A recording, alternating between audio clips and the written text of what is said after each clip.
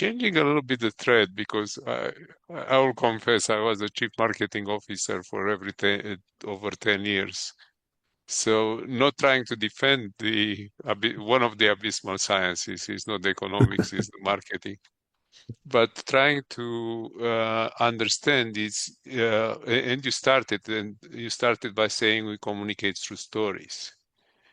And the story of sustainability is a story being made yet.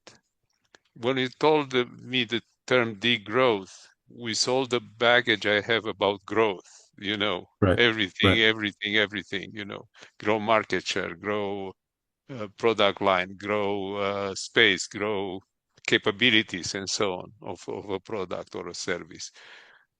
I would naively say that degrowth is not a good marketing term for communicating the issue. I think we need to work a little bit on our communication skills from the sustainability onward. And being a film major and so on, when I'm saying we communicate through stories, everything around us are stories, the story of growth, the story of religion, the story of economics, right?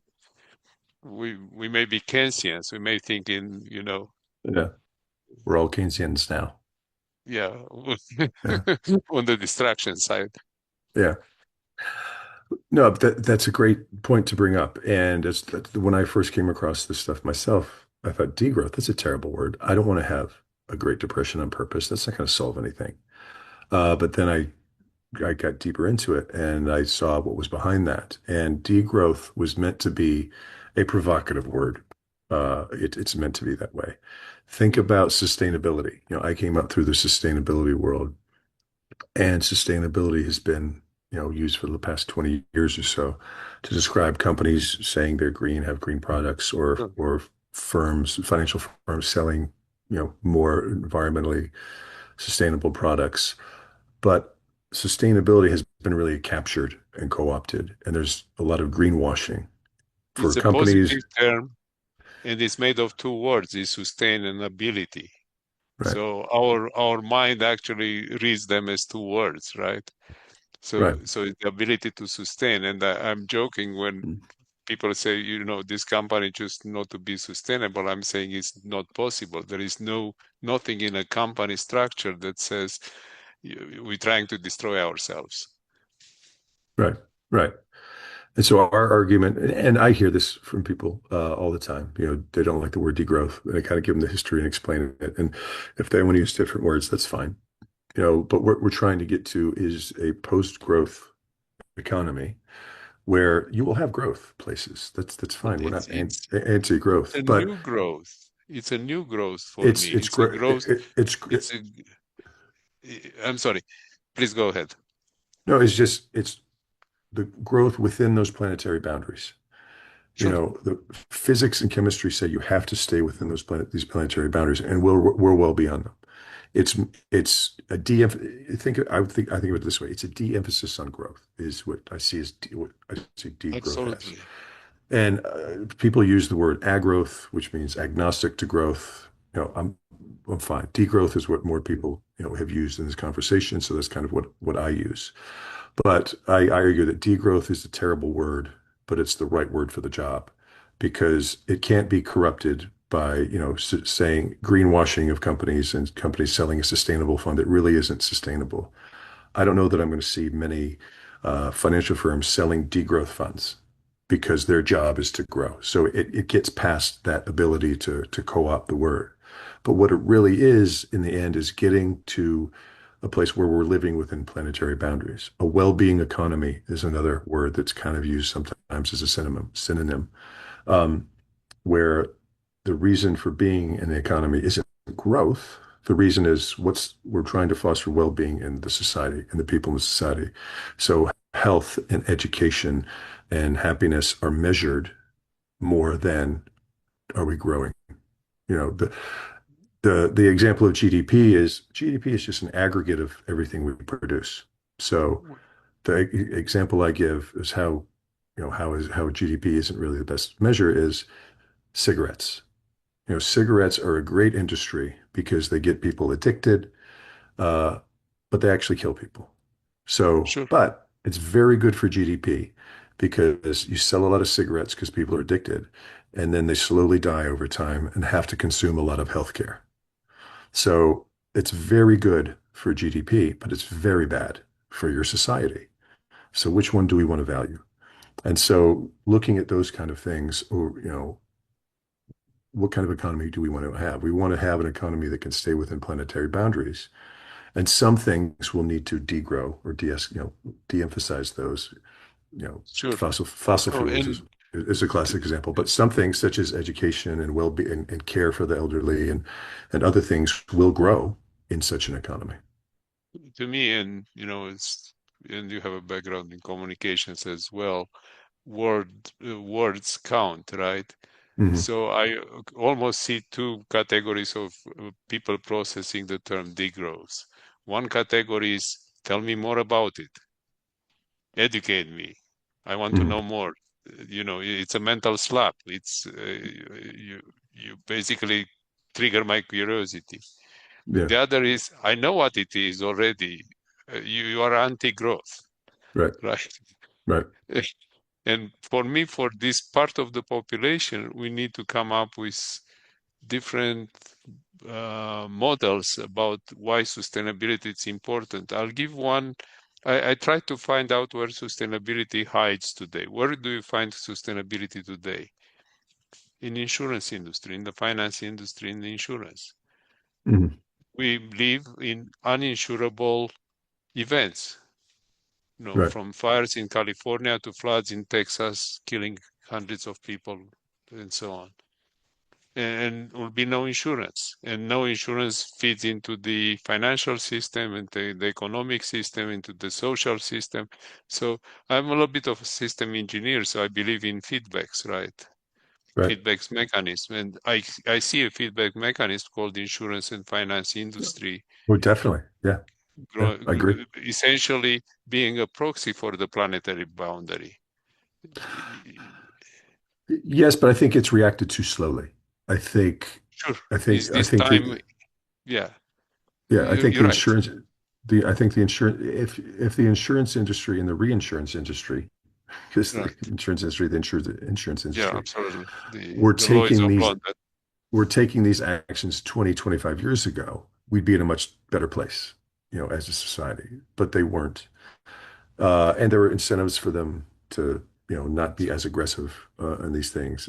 But what it really gets down to, and I'm not worried so much about the language of degrowth or ag growth or post growth or well-being Mm, economy, but it really gets down to our culture. And I'm not wagging my finger at anyone or anything, but we live, especially in the Western world, in a very individualized culture where growth is lionized and kind of the image I see is we're all encouraged to be dragons sitting on an ever increasing pile of gold. Like mhm. that's kind of the goal. That is a goal. That is a positive goal. But I think it is a self-destructive goal in the long run because to get those piles of gold, we have to destroy the system that keeps us alive. And so the culture, a politician can't come in and just change everything overnight, or an influencer or any person, you know, even Taylor Swift, anybody in the world, can't make that change because the culture doesn't believe in it. The culture doesn't have an image of this future that I'm describing that's lower growth but has more well-being. You'd have, an example of a degrowth policy that people cite is a 4-day work week. Sure. Keynes famously said about 80 years ago that by the year 2000, we'd all be working 15 hours a week because of productivity gains, and we wouldn't need to work that much anymore. He was just a little bit off, you know. But the idea is, if you work less, you need to travel less, you need to commute less. You also have more time to take care of well-being issues with your family, your children, your parents. You're helping take care of your community. You can invest more time in your community, and you have more well-being that way. It's a virtuous cycle of you're consuming less, you're using less energy, you're using less products. You're not chasing as much growth because you have to pay the mortgage because you have to buy more food. If you lived in a society that was less focused on growth, and that gets into structuring, the social system, and that would, lead to higher taxes and all that stuff. But, example I give is the Scandinavian countries tend to have higher levels of well-being and happiness than anywhere else on earth. Absolutely. They're pretty well off. Their dragons aren't sitting on piles of gold the size of dragons in the United States, for example, but they're pretty well off. And so to me, from what I see, that's a better balance of those things, focused on well-being. Now, they still would have, things they need to achieve as far as less energy use, less materials use. But it gets what does the culture want? They didn't have words like, the issues of supply and demand and degrowth and all these economic terms that we've come up with the last 100 years didn't exist for all of human history. And for most of human history, it was the community that came first. And if the community is working, then the individuals, were taken care of. Now, plenty of problems in the past. I'm not trying to No, say, I I'm not trying to say everything was better, but until about 1970, we were living within our means as a planet. But and as growth and as the need for growth, and I blame advertising a little, but the dismal science of economics played its role, and other places plays its role. But we don't live in a culture that values the community health over the individual achievement. And that change needs to come about. And that's a change that happens over time and naturally. I can't make that change. Someone else can't dictate that change. That will help these things come about in society, no matter what the term is, degrowth, post-growth, otherwise. Degrowth is a provocative term that gets people thinking. And in our interactions with people, about a third of the people are dismissive. They don't want to hear about it because they think it's terrible. About a third of the people are already there, whether or not they've heard the term or not. And about a third of the people say, okay, tell me more. I want to hear more about this. And that's kind of where we're targeting. and I'll go a little bit back to where the conversation started, actually, with the link between physics and economics, right? Mm, Most of the classical physics, I think, is mechanicist in concepts, right? The terms. I'm an engineer, so I hear mm, mechanics when I hear economic mm, terms, right? mm. Resistance, will be one coming to mind randomly. Right, right, But now we have a different physics. Our understanding of physics has changed for 100 years, right? right. Uh, And now we understand entropy, and we understand closed systems, open systems, and we live Mm, on a closed system, even if it's the the size of Earth or the size of the solar system, it's still a closed system. It has right. its own physical laws and so on. I think you went to culture, and absolutely, the culture, the modern teaching is not going deep enough in the modern physics, if you want, for Oh, I would people to agree. understand closed systems, open systems. Usually, I learned them in the engineering school, not in the high school or Yeah. in middle school rather. Mm, So I think there is a lot of work, but to me, still the economics work outside and measure factors that are outside the control of humans.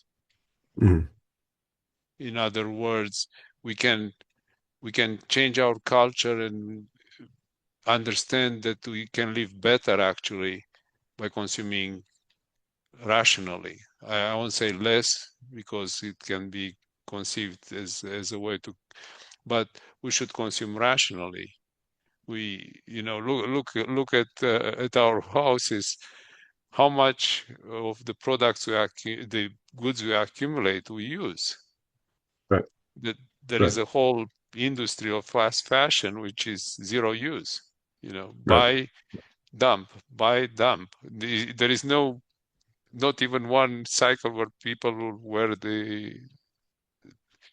So uh, I think our main role is to try to get to this one third of the people that they don't want to listen. They don't want to understand. There are, I don't want to put labels. There are no labels for that. But that's normal. People react to change in Yeah, different ways. And actually, the theory that is a Pareto function. Only 20% want change and 80% say, no, I'm better this way because I don't know what's on the other side. right. So I don't want to change. So I think we live in a connected system, economic, social, cultural, and so on. All these are, for me, these are more academic topics. We decided to study them individually. We don't study them, very few people study them as a system. In my example about, you're absolutely right. If you rely on the insurance industry to give us the reading of what really the ecological system it's coming, it's a very slow feedback and maybe too little, too late. But I still see mechanism of correction. As you said, time is important and mechanisms are slow and are sort of haphazard in my mind. But one of the places we're focusing on, folks we talk to is, and they're the people that change culture, is young people. Right. The think of the culture we had. I'm like I said, I'm a middle-aged guy. I've gone through many different cultural cycles in my time. Fashion, economics, entertainment, what have you. And thinking back just 10 years ago to how things was vastly different. And that change is accelerating. And so part of what we're doing is going out to universities and talking to kids. Well, I say kids just because they're younger than me, but young adults and people who are just starting their careers. And I encourage them to just learn about these things. Don't take it from, just me and just this conversation we're having. But I didn't even know about these concepts until very late in my career. And I think that the people who are going to be running things in 10 to 20 years are much more open, as they always are, to new ideas and change. And I think that gives me hope that things will change, maybe not quick enough, but quick enough to slow that collapse to where it's more manageable and it's not as devastating as it could be. I Okay, so I have a couple of data points to Sure. support what you're saying, and I'll share them. First thing, I'm a visiting lecturer for sustainability at Cornell in the business school. So once a year, I have a course on sustainability. I Mhm. see people thinking deeply about sustainability, and those people are actually there are in public administration, not in business administration. So I'm Mhm. very encouraged when I feel positive. Another data point, we working on an article in AKFI from one of our students, and we have students and new grads which are joining us as volunteers. Mhm. And the title of the article is roughly, uh, "We want sustainability. Can we afford it?" Mhm. So there is, again, bringing marketing to the forefront. There is this concept in marketing that sustainability is a premium feature, and people are ready to pay more. And they don't look at the young generation, which are actually culturally attached already. They understand. They inherit the planet, right? Right. And they say, we don't like your inheritance. Your pot of Yeah. gold doesn't help you, doesn't help me to live better. Yeah. I don't need a bigger house. I need to live in the community. I need to be part of a movement. Yeah. So to me, the title is very interesting because it actually shows another way we're trying to connect sustainability to growth, right? to premium pricing, to, Right. don't buy two pairs of shoes, but buy this pair of Nikes, which are, and I shouldn't mention a name, but this pair of running shoes that is $300 instead of, Right. I don't know, $50, whatever the Yeah. common And brand does that, goes for. yeah, do the $50 shoes, do you have to buy a new pair of $50 shoes every year, or the $300 pair of shoes that last 6 years? Is the example of you use less material, you use less energy, as you know, and this gets into building things better and more long lasting. That's an issue of planned obsolescence in goods, so that they only last like the classic one is our phones, that we are encouraged to replace every year for a new operating system or new features. I have I Or have or a or, phone, or we kill the batteries on right, purpose to right. induce the change. Yeah, yeah. I have this phone I've had for 5 years. It's fine. It's not very flashy, but it serves me fine. But that's just one example. Or a refrigerator, or a washing machine, or a car, or whatever. In a world where we're not tracing growth, then that becomes more of kind of, and I like the example you gave of the students not wanting to think of growth or sorry, sustainability as a premium option, but as table stakes, as the baseline. Things need to be sustainable from the start. I'm not paying more for it. I expect it to be there from the beginning. And I can tell you that there are more and more students from large companies coming to Cornell, and I'm sure they come to similar universities, as you mentioned, to study sustainability. So I'm very encouraged that, uh, and these are management, executive level people, that they have the possibility to make decisions, Right. and they have you know, belonging to large companies, they have probably the funds or some funds to do it, to execute. So I want to leave it on a positive note, but we, I I'm an optimist. I think the human race will somehow survive. It can go through self-inflicted pain if we don't really act rationally, and we are artists of not acting rationally. We get excited easily. Yeah. I don't go back to the horror movies. We get scared easily and forget, and then almost enjoying being scared, right? So, what would you recommend to both the young generation and these people in mid-career that are deciding to change? I think I'm just talking to one example. You are one of them, Matt, Yeah. that in the middle of the career says, "No, we are not going the right way. This train, I'm going to get off this train and, you know, get another one, get the right one." Yeah. I would say, well, a couple of things. I think something I value in the people I enjoy working with is critical thinking. Is always be exercising your critical thinking. Is the system you're working in, whether it's a very simple system or the complex global economy, is it working as intended, or is it working as you think it should? And if not, what can you do to change that, to make that better? And to learn more about the things that I talked about today. Learn more. And I'm happy to people to bother me on LinkedIn. I have a Substack they can read, or just or touch base with me. But there's lots of resources about ecological economics, or degrowth, or a well-being economy, or donut economics, or those kind of things. Jump down those rabbit holes, learn about them, and build a community of people who are like-minded, who are doing those same kind of things.